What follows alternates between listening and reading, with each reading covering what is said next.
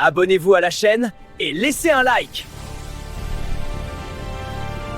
Savez-vous combien de disciples, en plus de Shion, le légendaire maître Hakurei de l'autel a formé dans The Lost Canvas?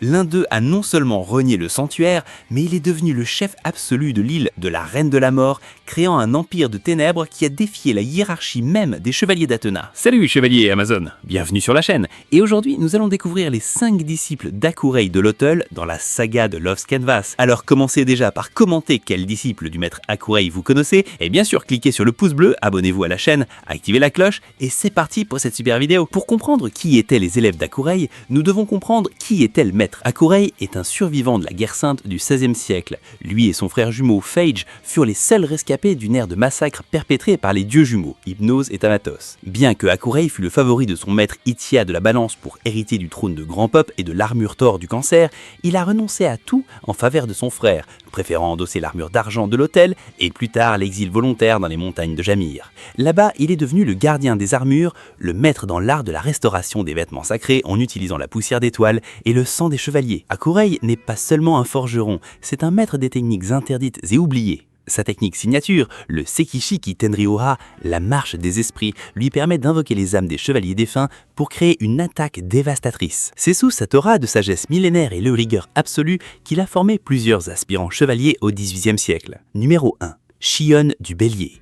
Nous commencerons par celui qui est peut-être le plus célèbre des élèves d'Hakurei, Shion du Bélier. Avant d'être le maître de Mu et le grand pop du sanctuaire que nous connaissons tous à l'époque de Seiya, Shion était un jeune prodige muvien doté d'une capacité particulière et parfois perturbante, la psychométrie des armures. Shion pouvait entendre les souvenirs et la souffrance des armures rien qu'en les touchant. Cela le rendait trop sensible, presque mélancolique. Hakurei a vu dans lui non seulement un restaurateur, mais le futur pilier du sanctuaire. L'entraînement de Shion à Jamir était axé sur la discipline de son esprit et le renforcement de son cosmos afin qu'il puisse supporter le poids de l'histoire que les armures portaient. Historiquement, Shion est un des rares survivants de la guerre sainte contre Hadès au XVIIIe siècle. Sous la tutelle d'Hakurei, il a appris la technique de téléportation avancée, la restauration des armures et le contrôle du cosmos.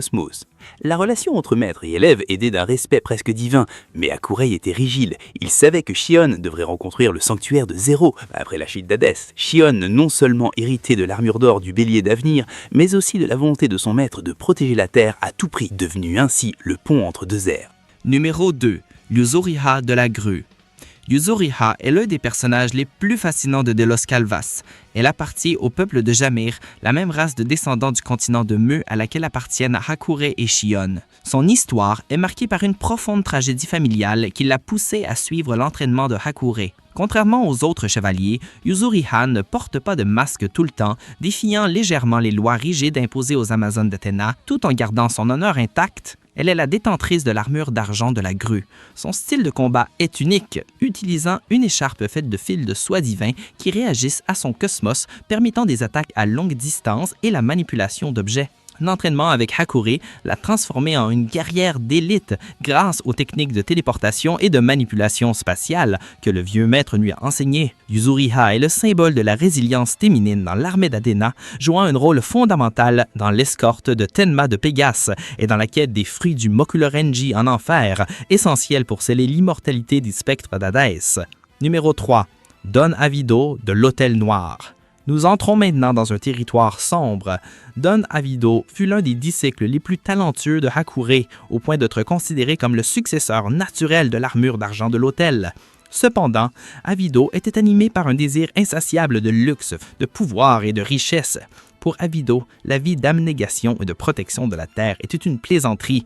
Il pensait qu'avec le pouvoir qu'il possédait, il devait être servi et non servir. Il a déserté son entraînement à Jamir et s'est rendu sur l'île de la Reine de la Mort, où il est devenu le chef du Chevalier Noir. Là-bas, il a endossé l'armure de l'Autel Noir. Don Avido a développé une technique terrifiante appelée Sekishi Soki Soha qui lui permet de manipuler les âmes de ceux qu'il a tués pour créer un mention flottant fait d'esprit. Il est devenu un don de la pègre commandant les Chevaliers Noirs comme s'ils étaient une organisation mafieuse. La confrontation entre lui et Manigoldo est épique et montre le contraste entre ce que Hakurei et Sage enseignent et ce que l'avidité peut faire le cosmos puissant. Il est l'exemple classique de l'élève qui avait tout pour être un héros, mais qui a choisi d'être un roi en enfer. Numéro 4. Tokusta de Hanuman. L'histoire de Tokusa est, sans aucun doute, la plus triste parmi les disciples de Hakurei. Il était le frère cadet de Yuzuriha et un prodige à Jamir. Hakurei plaçait de grands espoirs en lui, mais le destin avait de projets cruels. Lors d'une nuit de désespoir et sous l'influence des forces Hades, Tokusa reçut la visite de Thanatos, le dieu de la mort. Le dieu offrit à Tokusa la vie éternelle et le pouvoir de protéger sa famille, mais le prix était terrible. Il devait assassiner ses propres parents et sa sœur pour réveiller son étoile Malik. Tokusa succomba. Il tua ses parents, mais Yuzuriha survécut. Il devint alors le spectre de Hanuman, l'étoile céleste du mal. Sa technique, le Sekishi Nyorilin, est une variante des techniques de l'âme d'Hakurei, mais corrompue par le pouvoir des spectres.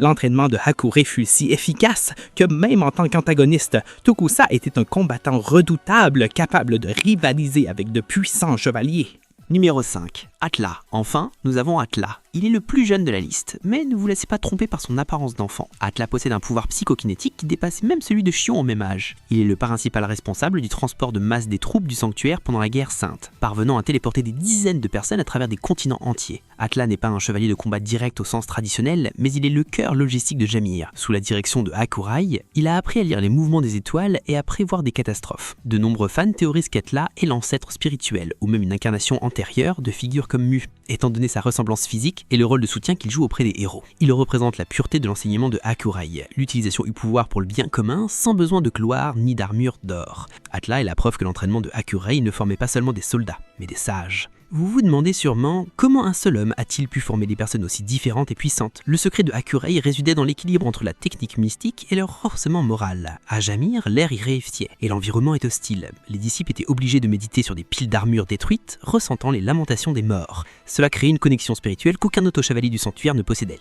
Hakurei enseignait que l'armure n'est pas seulement une protection de métal, mais un être vivant doté de sa propre volonté. C'est pourquoi ses élèves, même ceux qui sont devenus des méchants comme Avido, possédaient un contrôle du cosmos bien au-dessus de la moyenne. Ils ne se contentaient pas de brûler leur cosmos, ils le façonnaient à travers la volonté des âmes qui les entouraient. Les disciples de Hakurei sont des personnages importants de The Last Canvas. Ils nous montrent que l'entraînement va au-delà de la force physique. Il s'agit d'héritage, de sacrifice et de la quête incessante de justice, ou dans le cas des déchus, d'un avertissement sur ce qui arrive quand le cœur se ferme à la lumière des étoiles. Alors lequel de ces disciples est votre préféré? Connaissez-vous déjà l'histoire de Don Avido et de son Mansoir d'âme? Laissez votre avis ici, dans les commentaires. Et bien sûr, merci d'avoir regardé cette vidéo jusqu'au bout et à la prochaine. Brûlez votre cosmos jusqu'à l'infini.